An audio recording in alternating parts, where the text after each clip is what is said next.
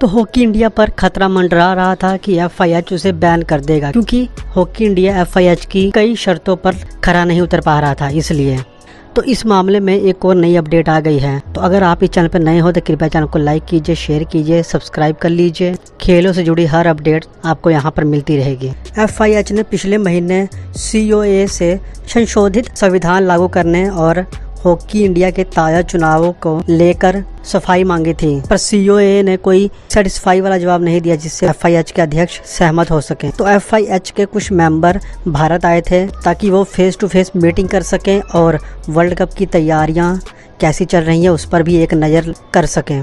कुछ हद तक ये मीटिंग सफल रही है, जिससे भारत का जो अगले साल होने वाली वर्ल्ड कप की जो मेजबानी छीनने का खतरा था वो काफी हद तक सिक्योर हो गया है। तो क्या क्या बातें हुई और कौन सी ऐसी चीजें हैं जिसके ऊपर भारत का फ्यूचर आधारित है, हॉकी इंडिया का फ्यूचर आधारित है भारत का, कि वो वर्ल्ड कप की मेजबानी कर पाएगा या नहीं। तो पहली बात तो जो भारत में चुनाव कराने की बात चल रही थी कि हॉकी इंडिया में चुनाव करवाए जाए दोबारा से और एक नया अध्यक्ष चुना जाए, तो उस चुनाव की डेट 9 अक्टूबर तक पक्की कर दी गई है कि 9 अक्टूबर से पहले पहले चुनाव होने चाहिए। ये तो सबसे बड़ी वाली बात थी जो अभी फ़िलहाल के लिए टल चुकी है। और अगर भारत 9 अक्टूबर से पहले पहले चुनाव करवा लेता है तो फिर तो जय जयकार है, फिर तो वर्ल्ड कप अपने हाथ में है और आगे भारत का फ्यूचर भी सही रहेगा। ऐसे और इवेंट भारत को करने का मौका मिलेगा। और साथ ही संशोधित संविधान के जो कॉन्ट्रैक्ट हैं वो FIH को सौंप दिया गया है, पर अभी एक और कॉन्ट्रैक्ट है जो 10 दिनों के अंदर सौंपना बाकी है। प्रतिनिधि मंडल ने COA, खेल मंत्रालय और विश्व कप की मेजबान उड़ीसा सरकार के अलग अलग पर उच्च अधिकारियों के साथ मीटिंग की। FIH के थियरी व्हील वो भी वहाँ पर मौजूद थे और उस मीटिंग के बाद FIH ने एक ऑफिशियल सा बयान जारी किया है। और बयान इस तरह है कि FIH ने अपने बैठक में 2 मसलों को सामने रखा था और COA से जवाब मांगा था।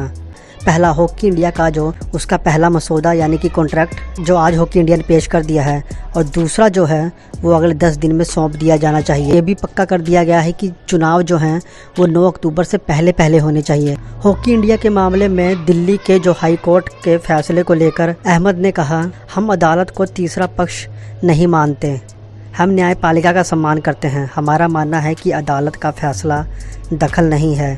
COA सदस्य अनिल दवे ने कहा, FIH दल से बातचीत सकारात्मक रही। हमने इसमें खेल की भावना और खिलाड़ियों के हितों को ध्यान में रखते हुए ही बातचीत को आगे बढ़ाया था और भारत में हॉकी को सुचारू रूप से और कैसे बढ़ाया जाए, संचालन कैसे किया जाए उसका, इस पर कई सारे महत्वपूर्ण कदम उठाने की भी बात हुई है। और अगर सही बोलूँ तो सहमति बन भी गई है।